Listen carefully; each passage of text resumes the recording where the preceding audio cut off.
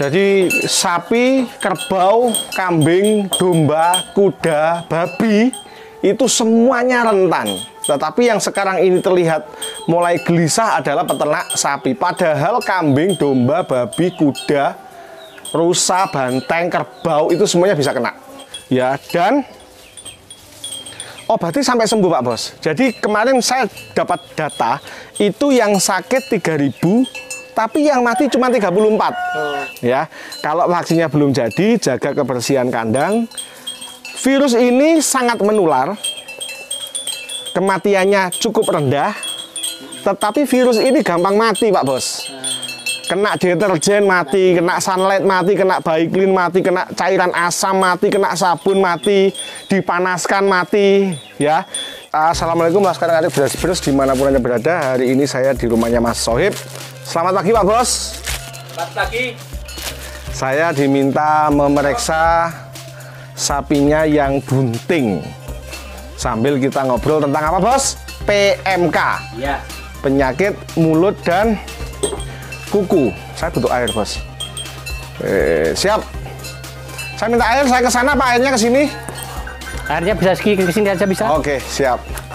Jadi Laskar Ngarip hari ini mumpung ada Mas Sohib pengen banyak bertanya tentang PMK. Jadi intinya di video kali ini, video saya yang ketiga yang membahas tentang penyakit mulut dan kuku, saya akan membahas tentang hewan apa yang rentan tertular, cara penularannya bagaimana, angka kematiannya bagaimana, cara pencegahan bila belum terjadi di kandang seperti apa, dan cara penanganan bila sudah terjadi di kandang seperti apa. 5 ini yang akan nanti kita bahas dengan Mas Sohib. Siap Laskar Ngarip. Jadi sambil saya sambi, ya semoga suara saya tetap bisa diterima dengan baik, sambil saya sambi untuk memeriksa kebuntingan sapinya Mas Sohib. Siap Laskar Ngarip. Jadi sebenarnya kasus PMK ini menyerang hampir ke semua hewan ternak Mas Sohib. Ya. Iya. Jadi sapi, kerbau, kambing, domba, kuda, babi itu semuanya rentan. Tetapi yang sekarang ini terlihat mulai gelisah adalah peternak sapi. Padahal kambing, domba, babi, kuda, rusa, banteng, kerbau itu semuanya bisa kena. Pak Bos, siap? Oke. Apa saja hewan ternak yang peka? Yang pertama adalah sapi, kerbau, kambing, domba, babi, kuda, itu semuanya peka. Pak Bos ini bunting berapa bulan diduga? 5 bulan kurang lebih. 5 bulan? Iya. 5 bulan, 6 bulan apa 4 bulan, 5 bulan? 4 bulan, 5 bulan. Hah? 4 bulan, 5 bulan. 4 bulan, 5 bulan. Coba cek. Lebih, Pak Bos? Lebih. Kayaknya. Enggak, maksudnya dari yang kita... Wah, ya lebih. Nah, ya lebih. Makanya dari sisi situ saya kan Curiga. Kenapa kok? Enggak belum iya. Oke, siap. Oke, Laskar Ngarip sambil saya memeriksa ini ya. Siap.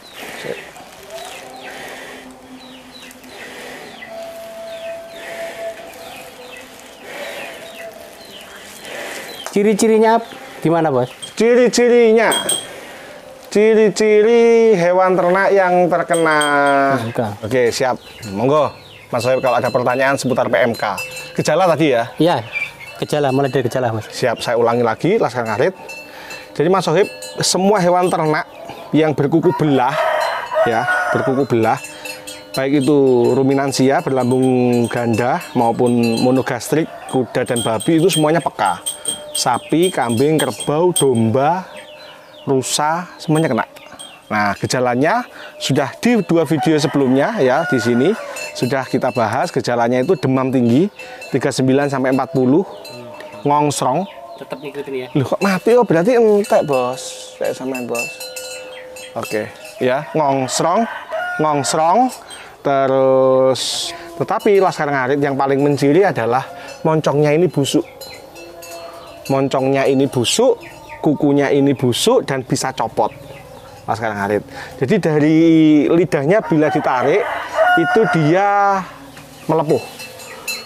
Hidung ada lubang-lubang kayak nanah gitu. Terus kalau dibuka moncongnya dia juga berluka. Ada luka-luka. Itu gejala yang paling khas dari penyakit mulut dan kuku adalah busuknya rongga mulut, lidah, dan hidung serta kaki.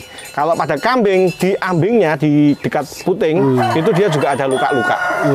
Itu. Terus Mas Sohib tadi bila di kandang kita itu belum ada yang terjadi atau belum ada yang terjangkit, saran saya jangan beli sapi dulu.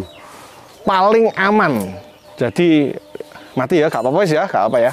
Jadi paling aman itu jangan beli dulu, ya. Karena kalau beli kita nggak tahu dia ini membawa virus atau tidak. Gitu. Terus misalkan kita posisi masih oke-oke saja, masih aman-aman saja, ya kalau bisa jangan menjual. Kecuali memang kita ini sudah layak jual, lalu ada yang membeli untuk selamatan, untuk ya memang sudah ada kerjasama yang bukan dijual keluar kabupaten, itu diperbolehkan, tidak masalah. Itu. Lalu kalau yang sudah terjangkit Laskar Ngarit, panggil dokter, panggil mantri. Nah ini nanti mungkin akan ada dua pola. Pola yang pertama, bila di tempat kita, di kabupaten kita itu sudah jadi wabah, kemungkinan, ini kemungkinan loh ya, jangan jadikan itu gratis. Kemungkinan Laskar Ngarit, jangan dijadikan, oh kata videonya dokter Isa gratis, jangan. Karena mungkin akan ada bantuan dari pemerintah, sama seperti COVID. Ya, kemungkinan. Tapi kalau jenengan seandainya bantuan dari pemerintah ini terbatas, jangan nunggu gratis. Dokter mandiri, dokter siapa yang datang, ya memang bagaimana? Itu antisipasi. Ya, karena ketika kita bercermin pada kebutuhan manusia, ketika kita ke dokter swasta yang mau menghandle COVID, tetap berbayar. Tapi ketika kita ke rumah sakit daerah yang memang ada anggaran di situ gratis ya. Kurang lebih gambarannya seperti itu. Segera panggil dokter, segera melapor ke puskeswan atau dokter hewan atau ke dinas, ya, dan obati sampai sembuh Pak Bos. Jadi kemarin saya dapat data itu yang sakit 3.000 tapi yang mati cuma 34. Berarti kan cuma 1%. Ya ini penting banget Laskar Ngarit. Data yang masuk sampai tanggal kita kemarin ikut tanggal 12 itu yang sakit 3.000 sekian tapi yang mati baru 34. Artinya angka kematian kurang dari 10%. Masih di bawah lah. Ya, jadi kalau sakit jangan panik. Mendingan panggil dokter, diobati. Nah, pengobatannya polanya Mas Sohib itu mengurangi rasa sakit di mulut supaya dia tetap mau makan. Oke. Dan peternak biasanya akan dapat bantuan formalin untuk nyemproti kaki. Formalin 3% atau 4%. Ada. Nah, itu disemproti Laskar Ngarit. Dan itu beberapa testimoni itu berhasil. Ya, jadi ketika sudah terjangkit di kandang, maka segera panggil dokter, laporkan ke dinas. Akan ada 2 tipe pengobatan. Bila anggaran dan bantuannya ada mungkin gratis, bila tidak ada yang penting ditangani dulu. Yang penting, karena ini musibah itu Laskar Ngarit. Jadi dari data yang ada per tanggal 12 di Jawa Timur 3.000 sekian yang sakit, 34 atau 30 yang mati. Jadi hanya di bawah 5% bahkan kematiannya. Jadi jangan panik selling akhirnya dijual murah, jangan seperti itu. Terus ada yang tanya kalau kunyit, madu, temulawak dan lain-lain, saya belum ada pengalaman. Ya herbal, tapi bila memang itu digunakan di lapangan ada hasilnya ya gunakan. Tidak masalah itu. Lalu pencegahan yang paling penting bila vaksinnya nanti sudah jadi ya divaksinkan ya. Kalau vaksinnya belum jadi, jaga kebersihan kandang.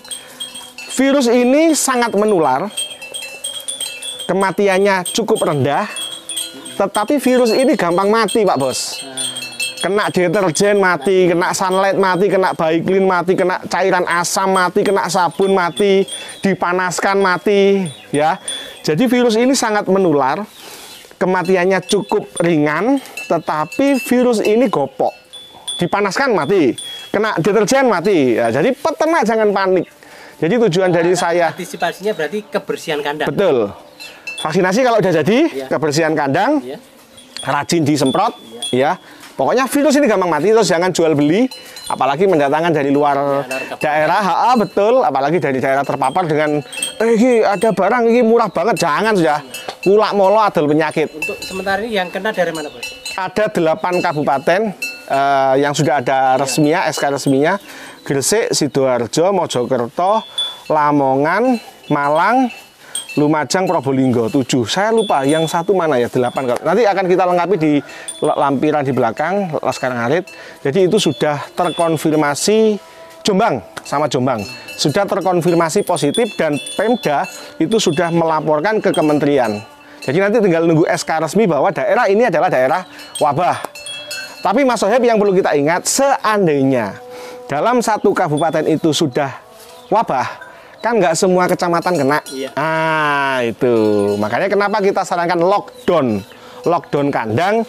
Seandainya satu kabupaten ada 2-3 kecamatan yang kena dan kecamatan kita masih oke, ya sudah kita lockdown. Jangan menjual, juga jangan membeli. Siap, Laskar Ngarit, itu video tentang PMK. Video saya yang ketiga. Buat yang belum jelas atau ingin tahu riwayat PMK seperti apa, bisa cek video saya pertama, video saya kedua, dan ini yang ketiga. Atau jenengan buka di playlist tentang wabah PMK. Di situ isinya hanya tentang wabah PMK. Jangan lupa, PMK tidak hanya menyerang sapi, tetapi kerbau, kambing, domba, rusa, kuda, babi, kelinci, marmut, dan tikus percobaan bisa terkena wabah PMK. Sekian, semoga bermanfaat. Jangan lupa dukung Sahabat-Sahabat TV dengan like, subscribe, komen, dan bila ada pertanyaan, silakan tulis di kolom komentar. Sekian, wassalamualaikum warahmatullahi wabarakatuh. Laskar Ngarit beras-beras, tetap semangat.